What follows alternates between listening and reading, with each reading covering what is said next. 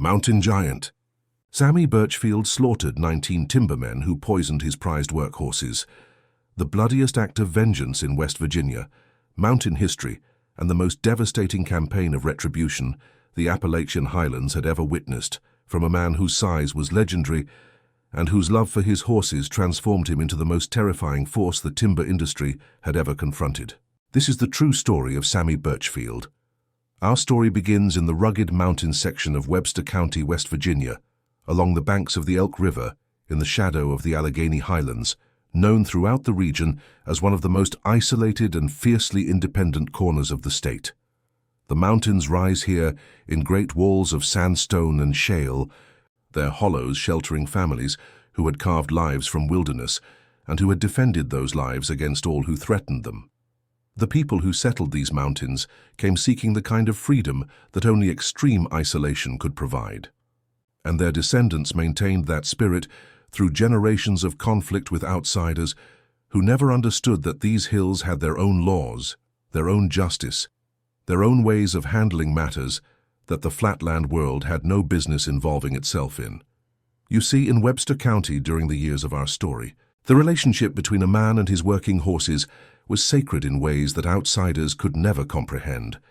The draft horses that pulled logs from the mountain forests were not merely tools, but partners in labor, animals whose strength and intelligence and willingness made human survival in these rugged highlands possible. A man who worked timber with horses spent more waking hours with those animals than with his own family, communicated with them through a language of voice and touch and presence that went beyond anything words could express.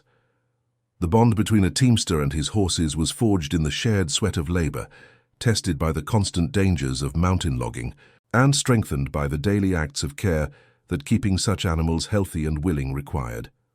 The timber industry had been the economic backbone of Webster County for decades by the time our story begins, employing hundreds of men in the dangerous work of felling trees, skidding logs, and running them downstream to the mills. The work was done primarily with horses in those years, teams of massive draft animals whose power moved the logs that no human strength could budge, whose sure-footedness on mountain terrain made them invaluable on slopes too steep and treacherous for the steam-powered machinery that was beginning to replace them in flatter country. The man who would become known throughout West Virginia simply as Sammy Birchfield was born. Samuel Ezekiel Birchfield, in a cabin on the upper Elk River that his grandfather had built with his own hands in the years following the Civil War. He was the second of 7 children born to Luther and Mary Birchfield, a family that had been among the first settlers in the region and that had maintained their independence through generations of hardship. The physical quality that would later define him was evident from birth, a size that exceeded anything his parents had seen or imagined. That's right, Sammy Birchfield was enormous. He had been the largest baby ever born in Webster County, a fact that his mother would reference for the rest of her life with a mixture of pride and wincing memory. By the time he was 10, he stood taller than most grown men in the hollow. By 15, he was 6 feet 4 inches tall and still growing, his frame thickening with a musculature that seemed to develop without effort, as though the mountain itself was building him for a purpose that only the future would reveal.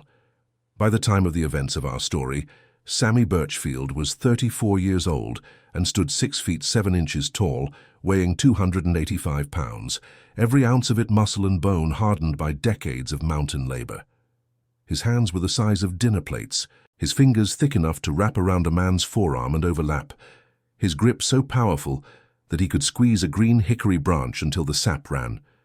His shoulders were so wide that he had to turn sideways to pass through the doors of standard cabins, his chest so deep that his heart and lungs seemed to belong to an animal rather than a man.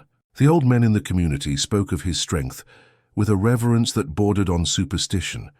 They had seen him lift the end of a saw log that 4 normal men could not budge, had watched him carry a 200-pound anvil up a mountainside without stopping to rest, had witnessed him straighten a horseshoe with his bare hands, a feat that required a grip strength that defied what the human body was supposed to be capable of producing.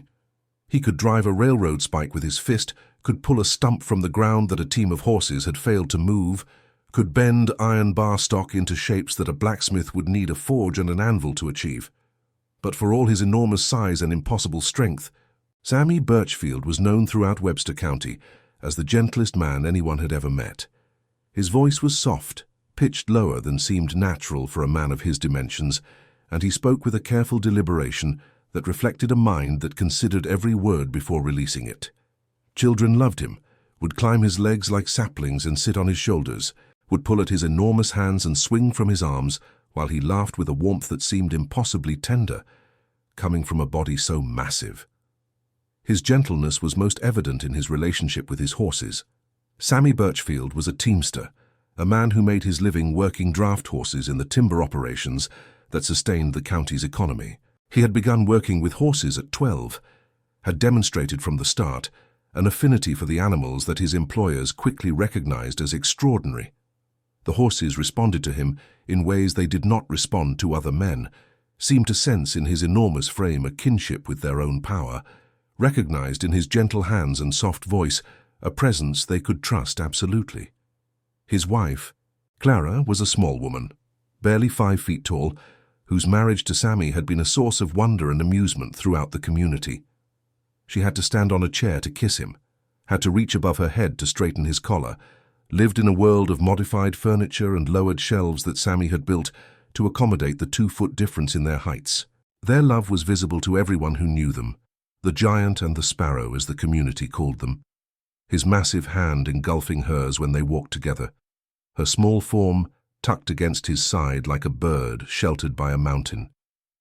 Together they had 3 children, 2 sons, Luther and Ezra, and a daughter, Mary, named for Sammy's mother. The boys had inherited their father's size, already showing at young ages the broad shoulders and thick bones that would make them formidable men. Mary had inherited her mother's delicacy, a tiny girl whose smallness made her father's enormity even more striking when he held her in arms that could have cradled a yearling calf. Now, to understand what happened in the autumn of 1903, you need to understand the particular circumstances that had made Sammy's horses targets for the men who would kill them. The Elk River Timber Company had been expanding its operations throughout Webster County, acquiring timber rights and hiring crews to cut the vast stands of virgin forest that covered the mountains. The company was managed locally by a man named Vernon Crawford, a superintendent whose authority over the operation was absolute and whose methods of dealing with obstacles were as ruthless as they were effective. Crawford's operation depended on horse teams to skid the logs from the cutting sites to the splash dams and railroad sidings, where they would be transported to the mills. The company maintained its own string of horses, animals purchased cheaply from lowland dealers, worked hard and replaced when they broke down. Crawford viewed the horses the way he viewed the men who drove them, as expendable resources whose value lay entirely in the labor they could produce before they were used up. But the best teams in the county were not company horses. They were privately owned animals, bred and trained by teamsters who contracted their services to the timber operations, on terms that gave them independence the company could not control. And the finest team in all of Webster County, the finest team anyone in the region had ever seen, belonged to Sammy Birchfield. Sammy's team consisted of 8 horses, 4 matched pairs of draft animals whose quality was so extraordinary that horsemen traveled from distant counties to see them work. These were not the broken-down plugs that the timber companies purchased in bulk. They were animals that Sammy had bred and raised and trained himself, each one selected for the specific qualities that mountain logging demanded: strength, intelligence, sure-footedness, willingness, and the kind of bond with their teamster that made the difference between a good day's work and a catastrophe on a mountainside. The lead pair was Sultan and Caesar, 2 bay geldings who stood 17 hands and weighed over 2,000 pounds each. They were brothers, foaled from the same mare in successive years, and their coordination when working together was so perfect that they seemed to share a single mind. Sultan was the steadier of the 2, the anchor of the team, the horse who could be trusted to hold his ground when a log shifted or a chain broke or the mountain showed its teeth. Caesar was the bolder one, the horse who would lean into the collar when the load seemed impossible, who would put his heart into a pull that weaker animals would refuse. The swing pair was Goliath and Samson, a pair of blacks who were the most powerful horses in the team, animals whose sheer pulling strength exceeded anything the county had ever measured. They were named with the wry humor of a man who understood that his own name evoked biblical imagery of size and strength, and their power was proportionate to their names. Goliath could move a load that would have stalled any other horse in the county, and Samson, who was even larger, could match him pull for pull without showing strain. The body pair was Moses and Aaron, a pair of roans whose intelligence was their most remarkable quality. These were the horses who read the terrain, who understood what the load was doing behind them, who adjusted their pace and their footing to accommodate the constantly changing conditions of mountain logging.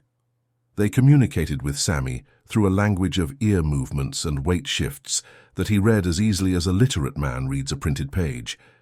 The wheel pair was David and Solomon, the youngest horses in the team, a pair of greys who were still developing their strength, but whose potential was already evident to anyone who understood draft horses. They were the future of the team, the next generation of working animals that would carry the Birchfield reputation forward, and Sammy was training them with the patient care that he applied to everything involving his horses. David was the more spirited of the two, needing the steady presence of Solomon beside him to focus his energy, while Solomon possessed a calm that belied his youth, a steadiness that promised greatness in the years to come. The team worked together with a coordination that observers compared to a symphony orchestra, each pair performing its specific function while contributing to the whole. When Sammy called them into their collars, the response was immediate and unified. 8 massive bodies leaning into the leather simultaneously, their combined pulling force exceeding 10,000 pounds when the situation demanded maximum effort. The sound of the team at work was unmistakable. The creak of leather harness, the clank of chain, the deep breathing of animals exerting themselves at the edge of their considerable strength, and above it all, Sammy's voice, soft and steady, guiding them through the complex maneuvers that mountain logging required. Sammy's method of training was unlike anything the timber industry had ever seen. Where other teamsters relied on whips and harsh commands, Sammy used patience and repetition, and the bond of trust that he built with each horse from the day it was born. He was present at every foaling, was the first human hand that touched each newborn animal, began the process of bonding before the foal could even stand. He spent hours with each young horse, talking to it, handling it, accustoming it to his presence and his voice, building the foundation of trust that would later allow him to ask the animal for efforts that defied ordinary willingness. The results spoke for themselves. Sammy's horses would attempt pulls that other teams refused, would work slopes that other horses balked at, would maintain their effort through conditions that would have broken the spirit of animals trained through fear rather than trust. They worked because they wanted to please the man whose voice they trusted, whose hands they associated with comfort and safety, whose presence they sought out in the pasture the way children seek the company of a beloved parent. These 8 horses were worth more than anything else Sammy owned, more than his cabin, more than his land, more than everything else in his life combined except for Clara and the children. They represented years of breeding and training, thousands of hours of patient work, an investment of love and knowledge that could not be measured in dollars. Each horse was an individual to Sammy, known not just by name but by personality and preference and quirk, understood in the way that only someone who has spent every day with an animal can understand it. Crawford had been trying to hire Sammy and his team exclusively for the Elk River Timber Company for months, offering wages that would have been generous by any standard. Sammy had refused, preferring the independence of contract work that allowed him to choose his own schedule, to rest his horses when they needed rest, to refuse jobs that he judged too dangerous for his animals. His independence was an irritant to Crawford, who was accustomed to controlling every aspect of his operation and who resented the fact that the best team in the county could not be commanded. The conflict escalated when Sammy refused a specific job, a skidding operation on a slope so steep and treacherous that he judged it too dangerous for his horses. Crawford had insisted, had offered double wages, had threatened to blacklist Sammy from future contracts. Sammy had looked down at the smaller man from his full 6 feet 7 inches and told him quietly and without anger that no amount of money would make him risk his horses on a slope that would kill them. Crawford had not forgotten the refusal, and he had not forgiven it. And that's when the nightmare began to unfold. You see, the night the horses were poisoned was a night that Sammy would relive in his memory for the rest of his life. A night that transformed the gentlest man in Webster County into something that the men who caused it could not have imagined in their worst dreams. The poison was arsenic, mixed into the grain that the horses ate each evening, administered by men who had accessed the barn, while Sammy and Clara attended a church social that the entire community had been invited to. The timing was deliberate. Crawford had known about the social, had known that Sammy would be away from his barn for several hours, had arranged for the poison to be placed in the feeders during the window of opportunity that the event provided. The men who carried out the poisoning were members of Crawford's operation, 19 men who had been promised bonuses and continued employment in exchange for their participation in an act that would eliminate the independent team that Crawford could not control. Sammy returned from the social shortly after 10 in the evening, Clara on his arm, the children already asleep in the wagon behind them. He went to the barn as he always did, to check on his horses before retiring, to make sure they had water and feed and were settled for the night. It was a ritual he had performed every evening for 20 years, the last act of each day, the final check that ensured his animals were comfortable and safe. He found Sultan first. The big bay was down in his stall, his body convulsing, his legs thrashing against the boards with a force that shook the entire structure.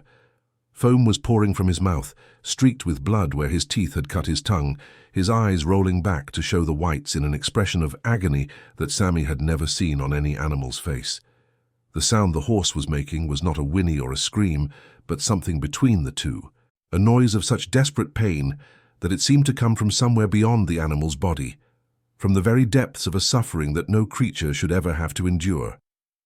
Sammy threw open the stall door and dropped to his knees beside Sultan, his enormous hands cradling the horse's head, his voice murmuring the soft words of comfort that he had used since the horse was a foal.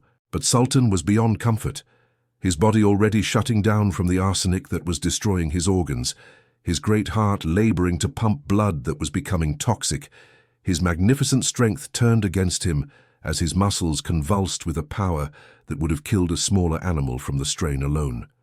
And then Sammy heard the sounds from the other stalls. All of them. Every one of his 8 horses was down. Everyone was convulsing. Everyone was making the same horrible noise of pain and terror that Sultan was producing. The barn had become a chamber of agony, the sounds of 8 dying horses filling the space with a cacophony of suffering that would haunt Sammy's nightmares until the day he died. He ran from stall to stall, his enormous body crashing through doors and gates, finding each horse in the same condition, down, convulsing, foaming, dying. Caesar was beside Sultan, his body arched in a spasm so violent that his spine seemed about to snap. Goliath was down in a pool of his own blood, having kicked through the wall of his stall in his thrashing. Samson lay still, already beyond convulsions, his great chest heaving with breaths that were becoming shorter and further apart. Moses and Aaron were still conscious, their intelligent eyes finding Sammy's face as he knelt between them, their expressions carrying a confusion and a pain that was worse than any human expression of suffering, because it was entirely innocent, entirely uncomprehending. They did not understand why they were dying, could not know that the grain they had eaten was laced with poison, could only feel the agony that was consuming them and look to the man they trusted to make it stop. David and Solomon, the youngest, the future of the team, were the last to succumb. Their youth gave them a vitality that prolonged their suffering, their bodies fighting the poison with a strength that only extended their agony. Sammy held them both, one in each massive arm, his tears falling on their grey coats as their convulsions gradually weakened, and their breathing slowed to the final shallow gasps that preceded death. Clara had followed him into the barn and was standing in the aisle, her small hand pressed against her mouth, her eyes wide with a horror that matched her husband's own. She had never seen Sammy cry, had never imagined that the mountain of a man she had married was capable of the sounds he was making now. Deep, racking sobs that shook his body the way the convulsions had shaken the horses, grief pouring from him in waves that seemed to diminish his enormous frame, to reduce the giant to something vulnerable and broken. It took 3 hours for all 8 horses to die. 3 hours of convulsions and blood and foam, and the terrible sounds that dying horses make. Sounds that carried across the hollow and woke the neighbors and brought them running to the Birchfield barn, where they found the biggest man in the county on his knees in straw soaked with blood and bile, cradling the head of Sultan, the last to die, weeping with a grief that none of them had ever witnessed from any man and that they would never forget. The veterinarian who examined the horses the following morning confirmed what Sammy already suspected. Arsenic poisoning, administered through the grain, in doses large enough to kill animals weighing a ton each. The poison had been crude but effective, mixed into the feed in quantities that ensured rapid and irreversible toxicity. The horses had begun dying within an hour of eating, their symptoms progressing from mild discomfort to violent convulsions to organ failure and death, in a sequence that the veterinarian described as one of the most terrible things he had ever encountered in his practice. The investigation into the poisoning was perfunctory. The sheriff took statements, examined the barn, collected samples of the contaminated grain, and filed a report that attributed the deaths to accidental contamination from a commercial feed source. No arrests were made, no suspects were identified, no connection was drawn between the poisoning and the conflict between Sammy and Crawford's operation. But Sammy knew. The mountain community knew. The timing, the method, the beneficiary of the horses' deaths, everything pointed to Crawford and his men, with a clarity that required no investigation to establish. The horses had been poisoned because Sammy had refused to submit his team to Crawford's control, because his independence threatened the authority that Crawford believed his position entitled him to exercise. The official system's failure to investigate the poisoning was not merely incompetence but complicity. The sheriff's office was funded in part by timber company contributions. The county's economy depended on the industry's continued operation, and the political structure that governed Webster County was designed to protect the interests of the companies that employed its citizens. A case of horse poisoning, however devastating to the owner, was not something the system was prepared to pursue when the likely perpetrator was the largest employer in the region. But for Sammy Birchfield, the matter had only begun. You see, the poisoning of his horses had destroyed something in Sammy that could never be repaired, had taken from him the 8 animals that represented not merely his livelihood, but his deepest emotional connections outside of his human family. But the poisoning had also revealed something that the gentlest man in Webster County had spent his entire life concealing, something that his enormous frame had always contained, but that his temperament had never permitted to emerge. The grief that consumed Sammy in the days following the poisoning was unlike anything anyone in the community had ever witnessed. He buried his horses himself, refusing help from neighbors who offered, digging 8 graves in the meadow behind the barn with his own hands and a shovel that looked like a toy in his massive fists. Each grave was 7 feet deep and 10 feet long, excavated through rocky soil that would have taken a normal man days to penetrate, completed by Sammy in hours through the application of a strength driven by grief. He placed each horse in its grave with a tenderness that seemed impossible for a man of his size, lowering 2,000-pound animals into the earth with the same care that a mother uses to lay an infant in its crib. He arranged them as they had been arranged in the barn, pair by pair, Sultan beside Caesar, Goliath beside Samson, Moses beside Aaron, David beside Solomon. He covered them with the soil he had excavated, tamped it firm with his boots, stood at the head of each grave, and spoke words that only he and the dead horses could hear. And as he stood in the meadow that had become a cemetery, surrounded by the 8 mounds of fresh earth that marked the graves of his team, something shifted in Sammy Birchfield. The grief did not diminish, would never diminish, but it was joined by something else, something that had been sleeping in his enormous body for 34 years, and that the murder of his horses had finally awakened. He would kill them. Every man who had participated in the poisoning, every one of Crawford's 19 men who had handled the arsenic, or placed it in the feeders or stood watch while the deed was done. Sammy Birchfield would find them one by one, would reach them with the hands that had cradled dying horses, would ensure that each man understood why he was dying before the end came. 19 men had participated in the murder of his team. 19 men would die before he was finished. And that vow, spoken in the silence of a meadow where 8 horses lay buried, would be fulfilled through the application of a physical strength that the men who had poisoned the horses could not have imagined possible. The planning process took 4 weeks, during which Sammy appeared to be nothing more than a shattered man trying to survive the loss of his animals. He stopped going to the timber operations, stopped seeking contract work, spent his days in the barn that still smelled of his horses, sitting in the empty stalls where Sultan and Caesar had stood, running his hands over the wood they had rubbed smooth with their necks. But beneath the surface of grief, Sammy was gathering intelligence with a patience that belied his size. The mountain community, outraged by the poisoning, provided information freely. The networks of kinship and loyalty that connected every family in the hollow, producing a flow of intelligence that identified each of the 19 men who had participated in the crime. Names, addresses, habits, schedules. The community armed Sammy with everything he needed, understanding that what was coming was a response that the system would never provide. His method was the simplest and most devastating imaginable: his own hands. Each man would be killed by the physical strength that had made Sammy legendary throughout the county. The same hands that had cradled dying horses now turned to the purpose of breaking the men who had killed them. No weapons, no devices, no poison or fire or elaborate mechanism. Just the grip of a man whose strength exceeded anything the human body was supposed to possess, applied to the bodies of men who weighed a fraction of the horses they had murdered. The first killing came 4 weeks after the poisoning. The target was one of the men who had actually placed the arsenic in the feeders, a timber worker named Dale Tackett, who had been identified by the community as the first person to enter the barn on the night of the poisoning.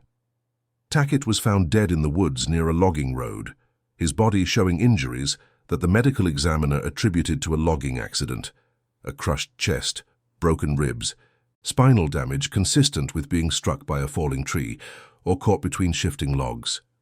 But the injuries were not caused by logs or trees. They were caused by Sammy Birchfield's hands, applied to Tackett's body with a force that replicated the damage that a 2,000-pound impact would produce. Sammy had seized Tackett from behind, had wrapped his enormous arms around the man's chest, and had squeezed with a strength that cracked ribs like dry twigs and collapsed the chest cavity like an empty barrel. The killing had taken less than a minute, Tackett's body crushed by a force that his human frame could not withstand for even a few seconds. The killing of Dale Tackett established the pattern that would define the entire campaign. Death by the raw physical power of the largest and strongest man the mountains had ever produced. Each victim would be found with injuries consistent with the logging accidents that killed men in the timber industry every year, the crushing and breaking and tearing that massive forces produced on human bodies. But the forces were not produced by logs or trees or machinery. They were produced by Sammy Birchfield's hands. The second killing came 2 weeks later, targeting another of the poisoners. This man, named Robert Lawson, was found dead with a broken neck, the vertebrae shattered in a manner consistent with a sudden massive rotational force applied to the head. The medical examiner attributed the injury to a cable snap, the kind of accident that occurred when the steel cables used to move logs parted under tension and struck anyone in their path. The third and fourth killings came in quick succession, each victim found dead with injuries that appeared to be the result of logging accidents. The third man's skull had been crushed by what appeared to be an impact with a log, the force so great that the bone had fragmented into dozens of pieces. The fourth man's limbs had been wrenched from their sockets, his arms dislocated and his shoulders destroyed in a manner consistent with being caught in machinery, though no machinery was found near the body. That's right. Sammy Birchfield continued his campaign through the winter of 1903 and into the spring of 1904, striking with a regularity that reflected both his determination and his patience. The fifth man died as the first snow fell, found in a ravine with injuries consistent with a fall from a considerable height, though no cliff or ledge near the body was high enough to produce the damage that the medical examiner documented. The sixth was discovered shortly after, his chest crushed in a manner identical to Tackett's, attributed to a log-rolling accident that no one had witnessed. The seventh and eighth killings came before Christmas, each victim found with injuries that the timber industry's hazards could plausibly explain. The seventh man's spine had been snapped by what appeared to be an impact from behind, the force sufficient to sever the spinal cord and kill him instantly. The eighth man had been found with his throat crushed, the damage attributed to a cable or rope accident, though the bruising pattern showed the outline of fingers so large that investigators attributed the marks to a visual artifact rather than an actual handprint. The 9th death came in January 1904, the 10th shortly after. By this point, half of the 19 men who had participated in the poisoning were dead, each killed by injuries that appeared to be the result of industrial accidents, but that were actually inflicted by the hands of a man whose strength defied what the human body was supposed to be capable of producing. The psychological impact on the surviving men was devastating. They had begun to notice the pattern, had begun to count the dead, and wonder whether coincidence could explain the rate at which their colleagues were dying. The timber industry was dangerous, certainly, and logging accidents were common. But the rate at which Crawford's men were being killed exceeded anything that ordinary hazard could account for. Some of the surviving men began to suspect the truth, began to whisper Sammy Birchfield's name in connection with the deaths. But the idea that a single man, however large, could inflict injuries that replicated the effects of tons of force was difficult to accept. The medical examiners attributed each death to industrial accident because no other explanation seemed possible. A man could not crush another man's chest with his bare arms. A man could not break another man's neck with his bare hands. These things were not physically possible, except that Sammy Birchfield was not a normal man, and the physical forces he could generate were not normal forces. His strength had always been anomalous, exceeding what his size alone could explain, as though the mountain had built him for a specific purpose that required capabilities beyond what ordinary human physiology could produce. The men who died at his hands died from injuries that no human should have been able to inflict, killed by a strength that existed at the boundary of what was physically possible. Crawford was among those who suspected the truth. He had known about Sammy's extraordinary strength, had seen demonstrations of it during the years that Sammy had worked timber contracts for his operation.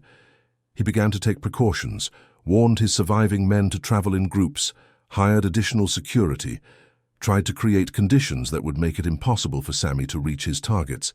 But Sammy's size, paradoxically, did not make him easy to detect. He had spent his entire life in the mountains, had learned to move through the forest with a silence that seemed impossible for a man of his dimensions. He could navigate terrain in total darkness, could approach within arm's reach of a man without being heard, could emerge from the forest shadows like a nightmare taking physical form. The skills he had developed working with horses, the patience and the quiet and the ability to approach large animals without startling them, served him equally well in approaching men who were far more nervous than any horse. The 11th killing came in February, targeting a man who had heeded Crawford's warning and was traveling with a companion. Both men were found dead, the companion's injuries suggesting that he had been killed first, quickly and efficiently, before the primary target was dealt with at greater leisure. The companion's death was not part of the original plan, an unfortunate consequence of Crawford's precautions that Sammy regretted, but that did not deter him from the campaign. The 12th and 13th killings followed in quick succession, each death bearing the hallmarks of crushing force, applied by something that investigators attributed to industrial equipment or natural hazards, but that was actually the physical power of a single extraordinary man. The 14th came in spring, the 15th shortly after. The surviving men were now openly terrified, some fleeing the county entirely, others refusing to work in the woods, others drinking themselves into a stupor each evening to escape the fear that stalked them through every waking hour. The 16th death came in summer, 1 year after the poisoning, the anniversary timing deliberate, though no one but Sammy understood its significance. This victim was one of the men who had stood watch outside the barn while the arsenic was placed in the feeders, a man whose role in the poisoning had been peripheral, but whose presence had been essential to its success. The 17th and 18th killings followed as autumn approached, each death bringing the total closer to the 19 that Sammy had sworn to reach. The 17th victim had relocated to Virginia, believing that distance would provide safety. Sammy tracked him there, found him in a lumber camp where he had taken employment, reached him during the night, and left his body in the woods with injuries that the local authorities attributed to a bear attack. The crushing damage so severe that no other explanation seemed to fit. The 18th had tried a different approach, surrounding himself with armed guards and refusing to leave his home. Sammy reached him anyway, entering the home through a window while the guards patrolled outside, completing the killing so quietly that the guards did not discover the body until morning. The 19th and final target was Vernon Crawford himself, the man who had ordered the poisoning, who had selected the men to carry it out, who had provided the arsenic and identified the window of opportunity, who had engineered the murder of 8 horses because their owner had the independence to refuse a dangerous job. Crawford had taken every precaution available. He had hired bodyguards, had moved to a fortified office in the timber company headquarters, had armed himself with weapons that he believed would equalize the physical advantage that Sammy possessed. He understood that Sammy was coming, understood that 19 was the number that had been promised, understood that he was the last name on a list that had been written in the silence of a meadow where 8 horses lay buried. Sammy reached Crawford on the anniversary of the poisoning, exactly 1 year after 8 horses had died in convulsions while their owner wept. The details of how he penetrated Crawford's security were never established, the bodyguards reporting that they had heard nothing, seen nothing, detected no intrusion until they found Crawford's body in his office the following morning. Crawford had been crushed. His chest was collapsed, his ribs shattered, his spine broken in 3 places, his body showing the kind of damage that the medical examiner associated with a building collapse or a rockfall, forces measured in tons rather than pounds. But there was no collapsed building, no rockfall, no explanation for how such forces could have been applied to a man sitting in a locked office on the 2nd floor of a timber company headquarters. The only evidence was the handprints, 2 massive impressions in the wood of Crawford's desk, where Sammy had braced himself while delivering the killing embrace, prints so large that they spanned 12 inches from the base of the palm to the tip of the longest finger. Investigators measured the prints, compared them to the hand sizes of every man in the county, found that only 1 person possessed hands of such dimensions. But possessing large hands was not proof of murder, and the investigation went no further. And then, as suddenly as it had begun, the killing stopped. Sammy Birchfield was never arrested, never tried, never officially connected to the deaths that had eliminated Vernon Crawford and 18 of his men over the course of a year. The evidence that might have convicted him was circumstantial. The injuries attributed to industrial accidents and natural hazards, the community that had armed him with intelligence, maintaining its silence even after the campaign ended. But everyone knew. The mountain people knew. Some investigators suspected. The families of the dead men sensed the truth even if they could not prove it. They understood what had happened and why. Understood that 19 men had paid with their lives for the crime of poisoning 8 horses while their owner was at church. Understood that Sammy Birchfield had used the strength that God, or genetics, or the mountain had given him to extract a justice that the official system would never have provided. Sammy lived for another 41 years after the killings ended, remaining in Webster County on the land where his horses were buried. He never replaced them, never acquired another team, never returned to the timber operations that had been his livelihood. Instead, he turned to farming, applying his enormous strength to the cultivation of the land that surrounded his cabin, producing crops that sustained his family through the decades that followed. He visited the meadow every day, walking among the 8 graves that he maintained with the same care he had once given the horses themselves. He kept the grass trimmed, replaced the wooden markers when they weathered, planted flowers on each grave in the spring, and covered them with evergreen boughs in the winter. The meadow became a garden of remembrance, a place where the memory of 8 extraordinary horses was maintained by the hands that had held them as they died. Clara remained beside him through the years, the tiny woman and the mountain of a man, growing old together, with a love that the community regarded as one of the most beautiful things they had ever witnessed. She understood what Sammy had done and why, had never questioned it, had supported his campaign with the same quiet devotion that characterized everything about their relationship. The children grew into adults who carried their father's name with pride. Luther, the eldest, inherited his father's size, though not quite his strength, standing 6 feet 5 inches in his prime. Ezra was nearly as large. Mary remained small like her mother, married a local man, and raised children who visited their grandfather's horse cemetery with the same reverence that Sammy himself displayed. Sammy died in the winter of 1944 at the age of 75, found one morning in the meadow beside the grave of Sultan, the first horse to die and the last to be mourned, sitting against the marker in a posture of rest that suggested he had simply sat down to visit his horse one final time and never gotten up. Clara found him there, touched his enormous hand where it lay across his knee, and said only, quietly and without tears, that he had gone to be with his team. He was buried in the meadow among the horses, Clara insisting that the man and his animals should not be separated in death any more than they had been in life. His grave is the largest in the row, appropriate for the largest man anyone had ever known, flanked on either side by the graves of Sultan and Caesar, the lad pair who had been his closest partners in the years of labor and love that had defined his working life. Clara survived her husband by 7 years, dying in 1951 at the age of 72.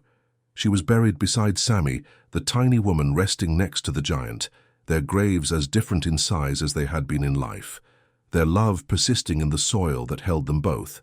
The aftermath of Sammy Birchfield's campaign reshaped the timber industry's treatment of independent teamsters and their animals throughout the region. The exposure of the poisoning, which came through investigation and journalism in the years that followed, generated public outrage that forced the industry to acknowledge the value of working animals and the rights of the men who owned them. Congressional hearings were convened to examine labor practices in the Appalachian timber industry. Witnesses testified about patterns of intimidation and violence against independent operators, documented incidents of animal abuse and property destruction that had been used to force compliance with company demands. The hearings generated headlines that transformed public perception of the timber industry, revealing an ugly pattern of corporate coercion that had been hidden behind the remote mountains. The reforms that followed were significant. Regulations were established protecting the property of independent contractors, including their working animals, from interference by the companies they served. Penalties for animal poisoning were increased, recognizing the economic and emotional devastation that such acts could cause. Independent teamsters were granted legal protections that prevented companies from retaliating against those who refused dangerous work. The cultural impact extended beyond policy changes. The Sammy Birchfield story became a legend throughout the West Virginia mountains and beyond, a reminder of what could happen when those who harmed animals underestimated the men who loved them. The story served as both warning and celebration, cautioning corporate interests against treating working animals as disposable, while honoring the bond between a teamster and his horses. The songs that emerged from the Sammy Birchfield story varied widely in their approach and message. Some were straightforward ballads that recounted the events in chronological order, from the poisoning through the campaign to the final killing. These songs celebrated Sammy's physical prowess and mourned the horses whose deaths had unleashed it, portraying the giant teamster as a force of nature rather than a mere man. One popular ballad described the night of the poisoning, painting a vivid picture of 8 magnificent horses dying in agony while the biggest man in the county wept beside them. The song's most powerful verse described Sammy holding Sultan as the great bay horse drew his last breath. The image of the enormous man cradling the horse's head becoming the emotional center of the entire narrative. Musicians reported that audiences would weep openly during this verse, that men who worked with horses would leave the room rather than hear it through. Another song told the story of the campaign, describing each killing in terms that emphasized the impossible strength required to produce the injuries that the medical examiners had documented. This song had an almost legendary quality, each verse adding to the catalogue of Sammy's feats, building toward the final killing of Crawford, with an inevitability that reflected the mountain justice at the heart of the story. A third song focused on the relationship between Sammy and Clara, on the love between the giant and the sparrow, celebrating a marriage that had survived the worst kind of loss and the terrible response it demanded.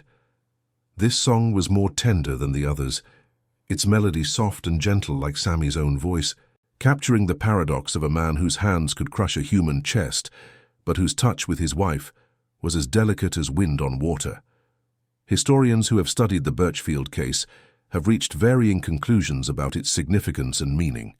Some have analyzed it as an example of corporate overreach, arguing that the poisoning of Sammy's horses was part of a broader pattern of intimidation against independent operators who threatened the timber company's control over their workforce.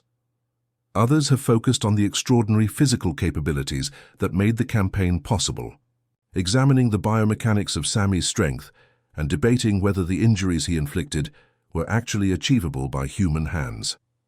Psychologists have examined the transformation of Sammy's personality, the process by which the gentlest man in the county became its most lethal.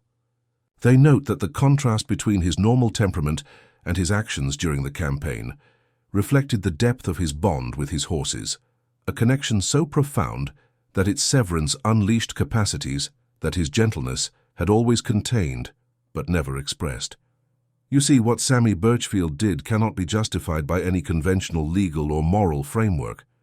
He killed 19 men with his bare hands, each one crushed or broken by a strength that defied what the human body was supposed to be capable of producing. The fact that his victims had participated in the poisoning of 8 horses does not eliminate the fact that he took 19 human lives in response to the loss of animals, and yet his story cannot be simply condemned. His horses were murdered, poisoned with arsenic while he was at church, killed in convulsions that lasted hours, their agony witnessed by a man whose love for them was the defining quality of his existence. The system refused to investigate, protected the men responsible, left Sammy with no recourse except the terrible strength that the mountain had built into his body.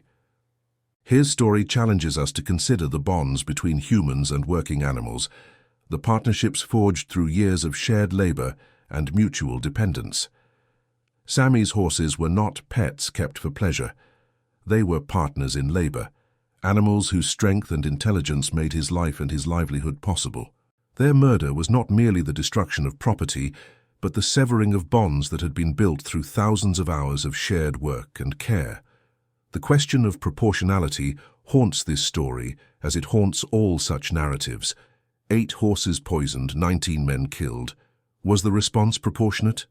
The answer depends entirely on how one values the animals. If they were merely working stock, replaceable through purchase, the response was wildly disproportionate, an insane overreaction to what amounted to property destruction. If they were what Sammy believed them to be, irreplaceable partners whose bonds had been built through years of patient trust, whose individual personalities and qualities made each one unique and irreplaceable, then the question becomes far more complex, far more resistant to simple moral calculation.